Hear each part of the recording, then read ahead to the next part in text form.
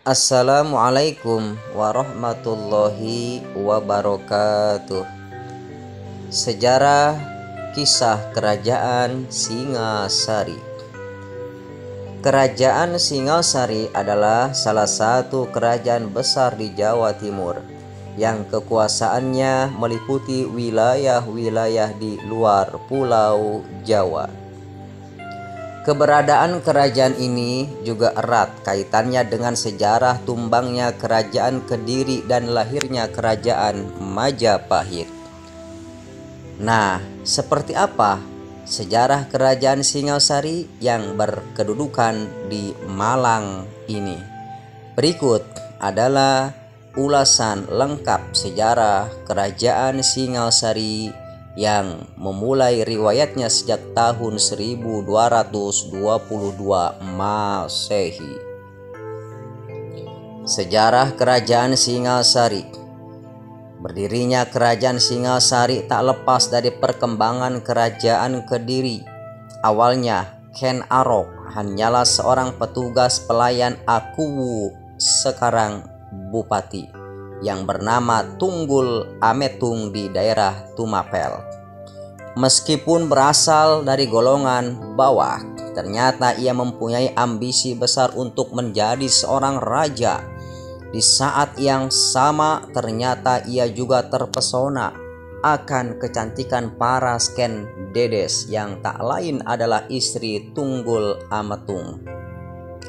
Mengetahui hal ini, guru dari Ken Arok berkata bahwa ia bisa menjadi seorang raja apabila mempersunting Ken Dedes.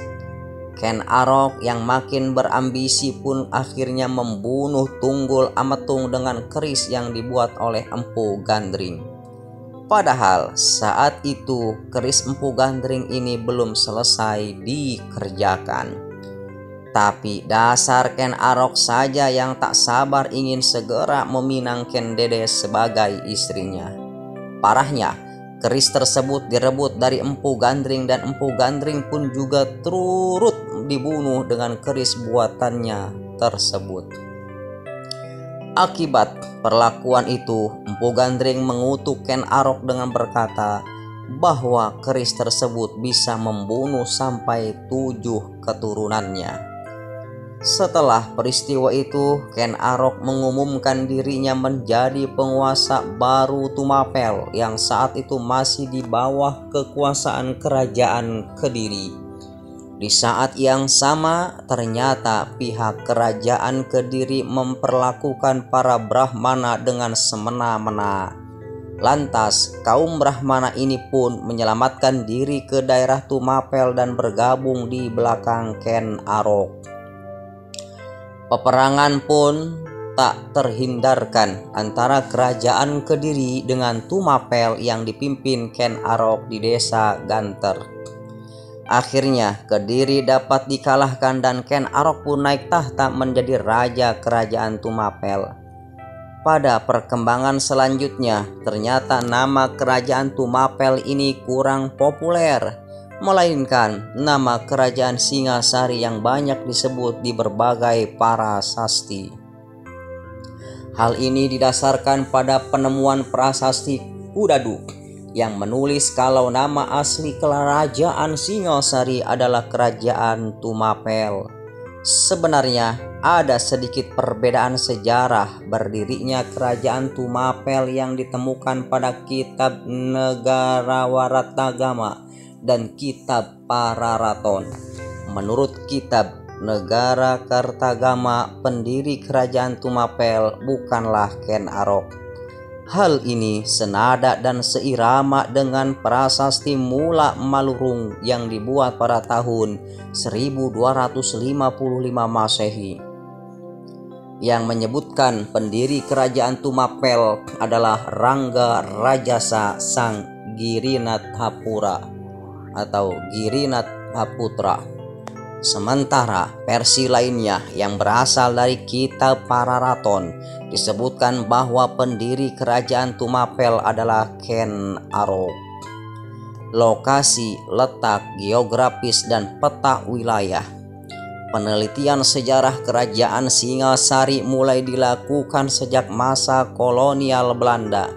Namun, pekerjaan ini sempat jadi simpang siur sebab sesudah Singasari runtuh, tak lama berselang kerajaan Majapahit pun terbentuk. Sumber sejarah kerajaan Singasari didapatkan dari beberapa situs seperti Candi Singasari, Candi Kidal, Candi Jago, Kitab Pararaton, Kitab Negara Kertagama, dan peninggalan yang lainnya. Berdasarkan penemuan-penemuan selama penelitian, dapat disimpulkan jika kerajaan Singasari berlokasi di dua wilayah. Pusat kerajaan pertama berlokasi di Muharto yang dihuni sejak pemerintahan Ken Arok hingga Wisnuwardana. Di lokasi ini ada Sungai Bango dan Sungai Brantas yang berdasarkan catatan sejarah membentang benteng sepanjang 1 mil. Di tempat tersebut pula ditemukan arca Dwarapala yang jadi simbol penjaga istana kerajaan. Pusat kerajaan yang kedua terletak di timur Jalan Malang, Surabaya. Kesimpulan ini didapat setelah ditemukan arca Dwarapala yang fisiknya masih ada hingga sekarang. Istana kerajaan sendiri diperkirakan ada di dusun Kadipaten Candi Renggo.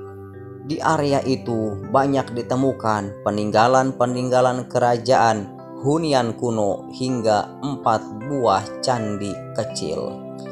Menurut prasasti Kadudu, diketahui bahwa ibu kota kerajaan Singasari pada tahun 1222 Masehi terletak di Kuta Raja. Silsilah Raja. Silsilah kerajaan Singasari atau Tumapel mempunyai 2 versi, yakni versi Negara Kertagama dan versi Pararaton. Menurut Kitab Negara Kertagama, kerajaan Singasari didirikan oleh Rangga Rajasa Sang Girinathapura. Girinathaputra. Berikut adalah silsilah raja kerajaan Kediri berdasarkan Kitab Negara Kertagama. 1. Rangga Rajasa Sang Girinathaputra 1222 hingga 1227 Masehi. 2. Anusapati tahun 1227 hingga 1248 Masehi. 3. Wisnuwardana tahun 1248 hingga 1254 Masehi. 4. Kertanegara tahun 1254 hingga 1292 Masehi. Sementara berdasarkan prasasti Kadudu yang memuat silsilah versi Pararaton menyebutkan kalau kerajaan Singasari didirikan oleh Ken Arok. Berikut merupakan silsilah raja kerajaan Kediri menurut informasi dari Kitab Pararaton. 1. Ken Arok tahun 1222 hingga 1227 Masehi. 2. Anusapati tahun 1227 hingga 1248 Masehi. 3. Tohjaya tahun 1248 Masehi.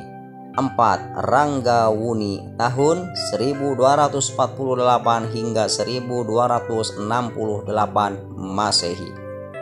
5.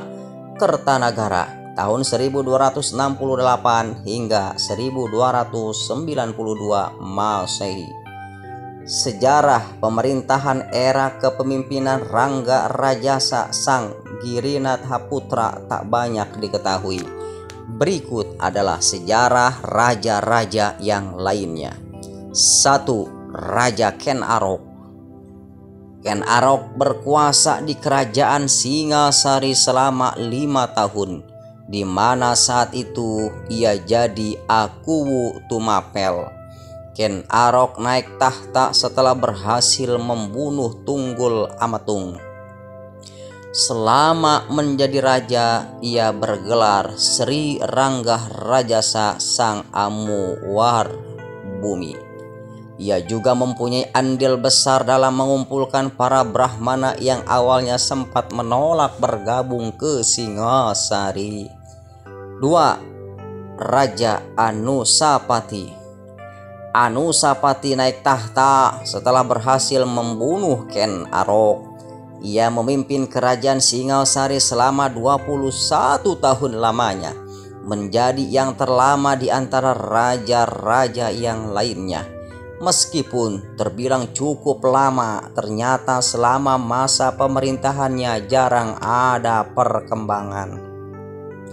Sebab ia lebih suka menyambung ayam yang merupakan hobi dan kebiasaan lamanya. Toh Joyo, putra Ken Arok dengan Ken Umang, diam-diam tahu otak dibalik tewasnya sang ayah. Mulai dari situ, ia mengembangkan strategi untuk membalaskan dendam kepada Anusapati. Prabu Anusapati pun kemudian diundang adu ayam di kediamannya di Gedong Jiwa. Tanpa rasa curiga, Anusapati datang dan menikmati kegiatan menyambung ayamnya. Dalam kesempatan itu, Toh Joyo mengambil keris yang dibuat Empu Gandring lalu menusuk Anusapati hingga tewas. 3. Raja Toh Joyo. Lagi-lagi perebutan kekuasaan di kerajaan Singasari diwarnai peristiwa bunuh-membunuh. Kekuasaan Toh Joyo.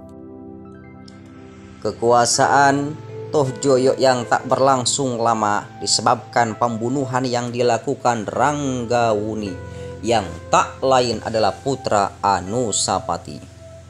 Upaya balas dendam ini dibantu oleh banyak pengikut Ranggawuni, termasuk juga Mahesa Cempaka. Mencium gerak-gerik tak beres ini, Toh Joyo mengirim bala tentara untuk menangkap Mahesa Cempaka dan Ranggawuni. Namun pergerakan ini diketahui Ranggawuni dan Mahesa Cempaka terlebih dahulu. Sebelum pasukan Toh Joyo datang, keduanya buru-buru menyerang ke arah istana hingga menyebabkan Toh Joyo terluka parah, kemudian akhirnya meninggal dunia. 4. Raja Ranggawuni. Tewasnya Toh Joyo membuat Ranggawuni naik tahta. Selama ia berkuasa, ia diberikan gelar Sri Jaya Wisnu Wardana dengan dibantu oleh Mahesa Cempaka. Mahesa Cempaka sendiri bergelar Narasinghamurti dan berkedudukan sebagai Ratu Angabhaya di dalam kerajaan. Namun, berdasarkan informasi dari kitab Nagara Kartagama dan kitab Pararaton, kedua nama ini menjalankan tugas pemerintahan secara bersamaan. Hal ini bisa dibaca sebagai usaha untuk merekonsiliasi antara kedua kelompok, di mana Ranggawuni adalah cucu tunggal Amatung, sementara Mahesa Cempaka merupakan cucu Ken Arok. Seperti disebutkan sebelumnya, antara Ken Arok dan Tunggul Amatung menyimpan sejarah yang tidak mengenakan, yakni Tunggul Amatung tewas terbunuh di tangan Ken Arok. Selama masa pemerintahan ini, Ranggawuni berhasil membangun kemakmuran dan ketentraman bagi warga Singasari. Dan sebagai persiapan pewaris tahta kerajaan, Ranggawuni menunjuk anaknya Kertanegara yang diangkat sebagai raja muda pada tahun 1254 Masehi. 5. Raja Kertanegara. Masa kepemimpinan Prabu Kertanegara adalah puncak kejayaan untuk kerajaan Singasari. Raja terakhir dari kerajaan Singasari ini memang dikenal punya cita-cita mempersatukan seluruh Nusantara. Ketika berkuasa, Prabu Kertanegara sendiri dibuat gelar atau diberikan gelar sebagai Sri Maharaja di Raja Sri Kertarajasa. Dalam menjalankan roda kepemerintahannya, Kertanegara dibantu oleh 3 orang menteri, yakni Mahamentri Hino dan Mahamentri Sirikan dan Mahamentri Halu. Selama masa kepemimpinannya banyak dilakukan perluasan wilayah khususnya ke luar Pulau Jawa. Sayang, masa keemasan ini harus berakhir ketika Jayakatwang yang merupakan besan Raja Kertanegara sendiri datang memberontak. Kehidupan di Kerajaan Singasari. Kehidupan politik. Sektor politik Kerajaan Singasari dapat dipelajari berdasarkan kebijakannya, baik dari strategi politik dalam negeri maupun strategi politik luar negeri. Pada era kepemimpinan Prabu Kertanegara, Kerajaan Singasari sudah mempraktikkan perkawinan politik demi menjaga stabilitas negara. Contohnya saja, dengan mengangkat Ardharaja sebagai menantu yang tak lain adalah putra dari Jayakatwang Raja Kediri. Selain itu, ia juga mengangkat Raden Wijaya sebagai menantu juga yang merupakan cucu dari Mahesa Cempaka. Pada masa itu, Kertanegara begitu fokus memperkuat pasukan perangnya, baik dari sisi angkatan darat maupun angkatan laut. Hal ini tak lepas dari visinya yang ingin menyatukan seluruh wilayah Nusantara di bawah panji Kerajaan Singasari. Selain itu, hal ini juga penting demi menjaga keamanan serta ketertiban dalam negeri. Upaya ini memang bukan omong kosong, sebab ia dengan serius mengirim pasukan yang dinamakan Ekspedisi Pamalayu untuk menaklukkan kerajaan Melayu pada tahun 1275 Masehi. Hal ini bisa terlacak berkat ditemukannya patung Amogaspasa di Dramasiara yang merupakan pusat kota kerajaan Melayu. Tak hanya itu, Kertanegara pun juga mampu menaklukkan beberapa wilayah lain seperti Sunda, Bali, Pahang, Bakulapura atau Kalimantan Barat, serta Gurun alias Maluku. Untuk menambah kekuatan, ia juga bersahabat baik dengan negeri Campa dengan tujuan untuk membendung serangan Mongol yang dipimpin oleh Kubilai Khan. Hal ini tak lepas dari tuntutan Kubilai Khan yang memerintahkan supaya kerajaan-kerajaan di Indonesia tunduk pada kekuasaannya. Dengan keras, Kertanegara menolak perintah itu dengan melukai wajah utusan Mongol yang bernama Mengki. Tindakan ini sontak membuat Kubilai Khan naik pitam dan langsung mengirim pasukan besar untuk menyerang Singasari.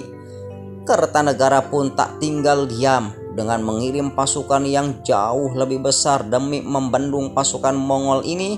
Ternyata kesempatan ini dimanfaatkan oleh Jayakatwang untuk memberontak, sebab jantung pertahanan istana sedang kosong dan lengah. Serangan dilakukan dari 2 arah, yakni dari utara yang diisi pasukan pemancing, serta dari selatan yang diisi pasukan inti. Pasukan dari selatan dipimpin langsung oleh Jayakatwang. Mereka menemukan Kertanegara dan para pejabat istana sedang pesta pora. Kertanegara dan para pembesarnya pun tewas di tangan Jayakatwang. Ardharaja lalu berbalik memihak ayahandanya, yakni Jayakatwang.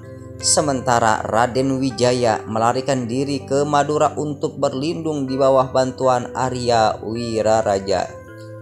Kehidupan ekonomi. Hingga saat ini tidak banyak temuan sejarah yang mampu menjelaskan roda ekonomi Kerajaan Singasari. Tapi menurut analisa para sejarawan, besar kemungkinan jika rakyat Singasari banyak yang menggantungkan kelangsungan hidupnya lewat sektor pertanian dan perdagangan. Hal ini bisa dilacak dari posisi kerajaan Singasari yang berada di lembah Sungai Brantas. Analisa tergantung didukung beberapa fakta bahwa Prabu Kertanegara banyak melakukan perluasan wilayah yang ke area jalur lalu lintas perdagangan di Selat Malaka.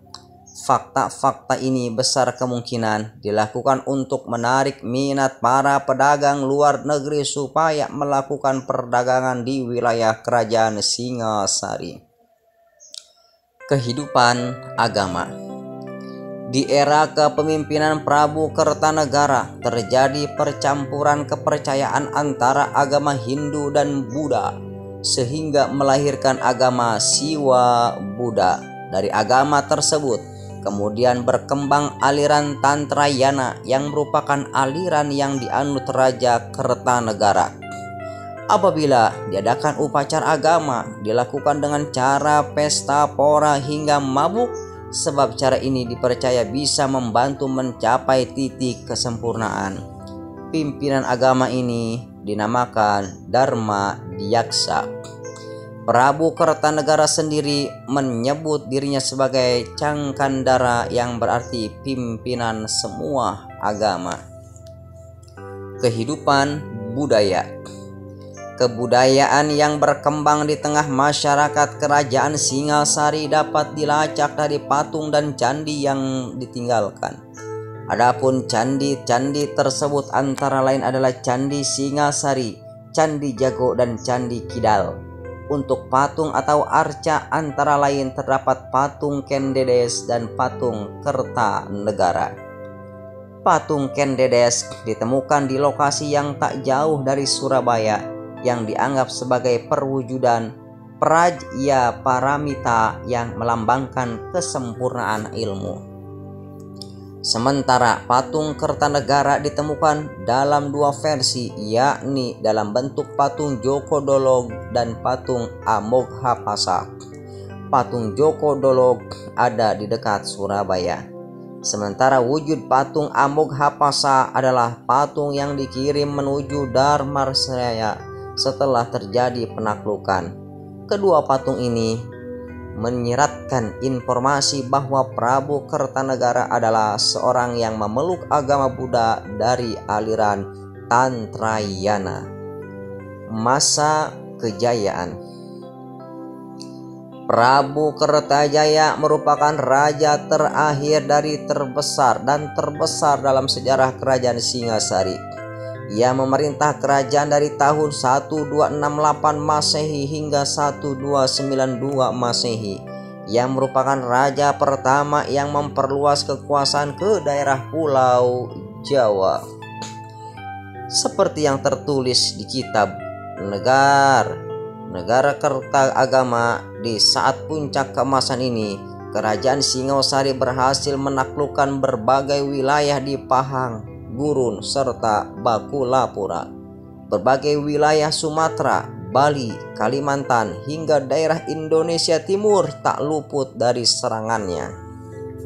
Sumber prasasti lain yang berasal dari tahun 1292 Masehi juga menyebutkan Singasari juga berhasil menaklukkan berbagai pulau kecil di Nusantara. Nah, era kejayaan ini tak lepas dari keputusan Raja Kertanegara untuk enggan tunduk terhadap kekaisaran Mongol yang dipimpin Kubilai Khan. Sebab pada tahun 1280 hingga 1281 Masehi, pasukan Kubilai Khan datang ke Jawa dan menyuruh kerajaan di Jawa tunduk pada kekuasaan Mongol. Ekspansi kerajaan Singasari di luar Jawa dimulai pada tahun 1275 Masehi saat Prabu Kertanegara mengirim bala tentara ekspedisi Melayu untuk memperluas wilayah ke wilayah Sumatera. Kedua kerajaan ini sepakat menolak masuknya bangsa Mongol ke wilayah bumi Nusantara. Ia juga menggagas perlawanan terhadap dinasti Yuan yang berada di Cina. raja-raja di luar Jawa diajak pula untuk bersatu menolak kehadiran Kubilai Khan ini, sampai ia akhirnya dapat menjalin hubungan internasional sampai ke Kamboja. Ia juga bersedia menyediakan tempat di wilayah kekuasaannya dalam melindungi kerajaan-kerajaan lain yang diserang oleh bangsa Mongol. Penyebab keruntuhan. Runtuhnya kejayaan kerajaan Singasari disebabkan oleh keroposnya jantung pertahanan kerajaan. Ini tak lepas dari keputusan Prabu Kertanegara untuk fokus menguatkan pertahanan di luar kerajaan dengan mengirim bala tentara dalam jumlah besar pada ekspedisi Pamalayu. Kesempatan ini dimanfaatkan oleh Jaya Katuang yang merupakan besan Raja Kertanegara sendiri untuk melancarkan serangan pemberontakan. Dalam sebuah kesempatan ini, ia berhasil membunuh Prabu Kertanegara dan jatuhlah tahta kerajaan dalam genggamannya.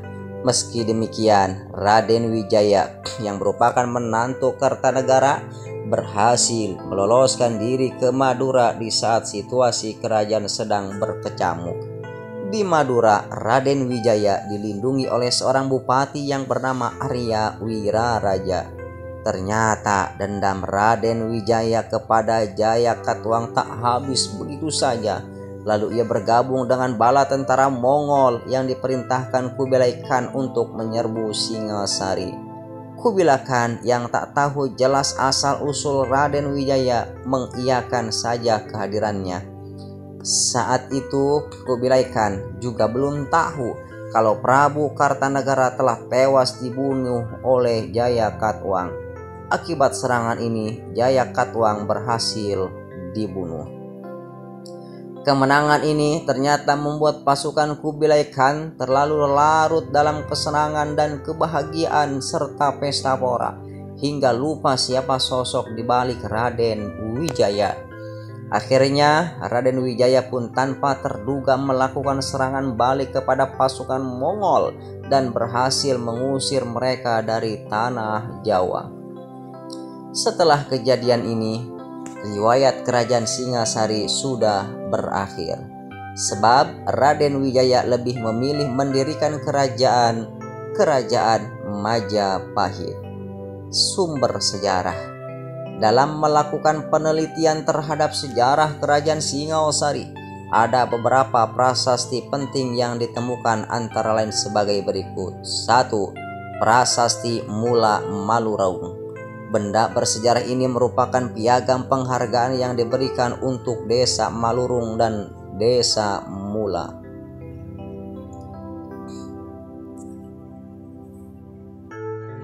Adapun secara fisiknya berupa lempengan dari tembaga yang dibuat pada masa pemerintahan Kertanegara. Sejak tahun 1975 sudah ada 10 lempengan yang ditemukan di daerah Kediri, Jawa Timur yang isinya memiliki tema yang berbeda-beda. Ada beberapa lempengan yang bisa dibaca di kitab Negara Kertagama. Namun untuk lempeng 2, 4, 6 belum ditemukan lagi keberadaannya di mana.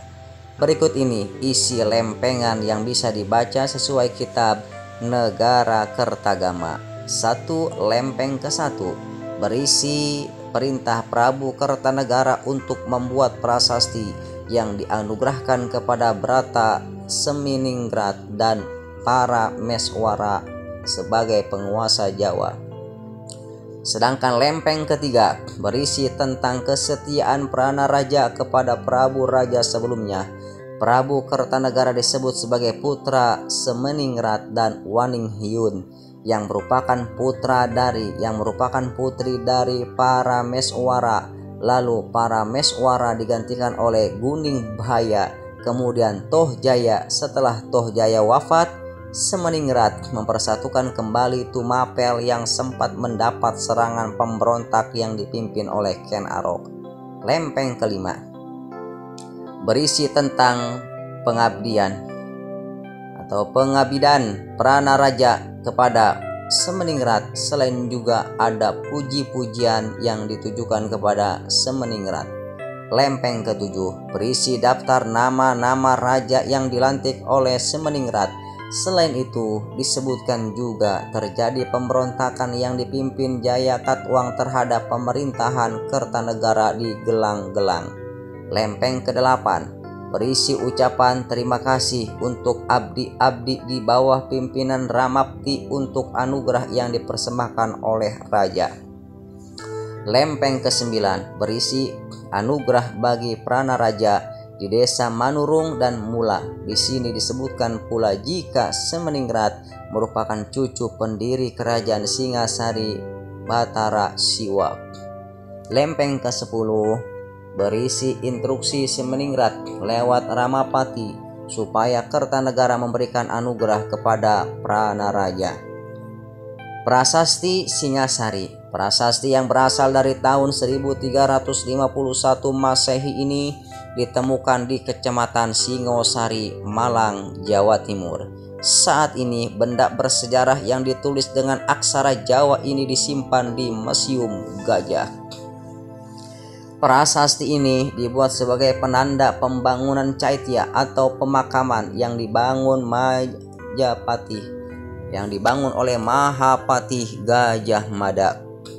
Bagian awal prasasti ini mencantumkan tanggal detail termasuk juga pemaparan lokasi benda-benda angkasa juga ada di bagian lain.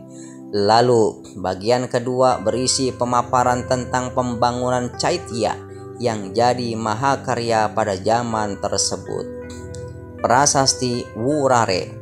Prasasti ini berisi peringatan pengesahan patung Mahakosabaya di wilayah yang dinamakan Wurare, sehingga situs ini dinamakan Prasasti Wurare. Prasasti ini dibuat dengan bahasa Sanskerta dan tertanggal tahun 1211 Saka bertepatan dengan 21 November 1289 Masehi. Patung Mahasobhaya sendiri dibuat sebagai tanda penghormatan terhadap Raja Kertanegara yang menurut keturunannya dipercaya sudah mencapai level jina atau Buddha besar. Pada bagian bawah patung terdapat alas berbentuk melingkar yang di bagian sisinya banyak terdapat tulisan. Tulisan-tulisan tersebut adalah 19 puisi yang beberapa bagiannya bercerita tentang keberadaan Arya Barade. Ia adalah seorang pendeta suci yang punya kemampuan membagi tanah Jawa menjadi 2 kerajaan lewat air ajaib dalam kendinya, yakni Kerajaan Panjalu dan Kerajaan Jenggala yang melegendaris. Hal ini dilakukan demi menghindari perang di internal keluarga yang disebabkan 2 pangeran yang berebut tahta. Prasasti Majusri. Prasasti ini merupakan salah satu situs sejarah kerajaan Singosari yang berbentuk pahatan manuskrip kuno. Pahatan ini ada di bagian belakang arca Manjusri yang dibuat dengan huruf aksara Jawa kuno dan bahasa Sanskerta. Awal mulanya prasasti yang tertanggal 1343 ini ditemukan di reruntuhan Candi Jago dan kini disimpan di Museum Nasional Jakarta. Secara umum, prasasti Majusri berisi penghormatan untuk keluarga kerajaan. Fisiknya dibuat dari 2 bagian, yakni Bodhisattva yang berada di bagian atas yang membuat 3 barisan tulisan. Lalu bagian kedua ada di bagian belakang patung yang diukir dengan 7 baris tulisan. Selanjutnya prasasti Kaduda. Prasasti yang bertanggal 1293 Masehi ini mencatat serangan balas dendam Raden Wijaya kepada Jaya Katwang yang telah membunuh Prabu Kertanegara. Dalam pahatan prasasti ini tertulis jika Raden Wijaya bergabung dengan pasukan Mongol untuk menyerang Kendiri. Dari kemenangan itulah kemudian Raja Wijaya mendirikan kerajaan Majapahit di desa Tarik di kaki Gunung Pananggungan. Semula desa Tarik ini sendiri merupakan hutan yang digunakan Jaya Katuang untuk berburu hewan, dan kemudian disulap Raden Wijaya jadi kota Trowulan, pusat kota kerajaan Majapahit. Kemudian Prasasti Amoghapasa. Prasasti Amoghapasa ini terletak di sisi belakang arca Amoghapasa yang diberikan Kertanegara kepada Raja Kerajaan Melayu di Dharmasraya. Meski diberikan pada tahun 1208 Saka bertepatan dengan tahun 1286 Masehi, Adityawarman menambahkan pahatan ini bagian belakang arca pada tahun 1347 Masehi. Pahatan tersebut menyebutkan bahwa patung Amoghapasa adalah perlambangan dari dirinya. Kini arca dan prasasti ini disimpan di Museum Nasional Jakarta. Peninggalan Candi Singasari. Candi ini terletak di Kecamatan Singasari, Malang. Dulunya situs sejarah ini terletak di lembah antara Gunung Arjuna dan Pegunungan Tengger. Menurut informasi dari prasasti Gajah Mada, bagian depan dari halaman candi ini difungsikan sebagai tempat pendarmaan untuk Raja Kertanegara. Candi Sumberawan. Candi yang lokasinya 6 km saja dari Candi Singasari ini merupakan tempat ibadah umat Buddha. Menurut penelitian, bangunan candi ini dibuat di abad ke-14 Masehi dengan telaga bening yang mengalir di kompleknya. Karena memiliki pemandangan yang bagus, area ini sekarang difungsikan sebagai objek wisata. Candi Jago. Candi peninggalan Kerajaan Singasari ini terletak di Tumpang, Malang, Jawa Timur. Bangunannya dibuat dari tumpukan batu andesit dengan bentuk teras pun dan berundak. Uniknya, bagian atas candi ini tampak terpenggal karena menurut legenda terkena sambaran petir. Kemudian Candi Jawi. Lokasi peninggalan sejarah Kerajaan Singasari ini ada di Desa Candiwates, Prigen, Pasuruan, Jawa Timur. Istimewanya, di lokasi inilah disimpan abu jenazah para Raja Singasari, terbentuk raja terakhirnya Kertanegara. Karena itu, banyak yang mengatakan kalau candi ini dipakai untuk tempat pemujaan. Beberapa bagian dinding candi dilengkapi dengan relief walaupun sebagian sudah tidak bisa terbaca lagi. Candi Kidal. Warisan budaya dari Kerajaan Singasari ini dibuat untuk menghormati Anusapati yang memerintah selama 21 tahun lamanya. Candi ini bercerita tentang kisah Garudeya, yakni sebuah mitologi Hindu yang memiliki pesan moral dalam pembebasan budak. Untuk menyegarkan kembali kondisi candi ini, pasca penemuan dilakukanlah pemugaran candi yang kental akan adat budaya Jawa Timur ini pada tahun 1990. Kemudian Arca Dwarapala. Arca Dwarapala merupakan patung yang ditugaskan sebagai penjaga gerbang menurut ajaran Siwa. Sementara dalam kepercayaan Buddha, patung ini merupakan Buddha dalam bentuk manusia yang tampak seperti monster. Patung ini terdapat 2 buah yang terletak di Desa Candi Renggo, Kabupaten Malang. Inilah kisah daripada Kerajaan Singasari yang mana bisa kita ambil hikmah dan wawasannya. Semoga bermanfaat. Wassalamualaikum warahmatullahi wabarakatuh.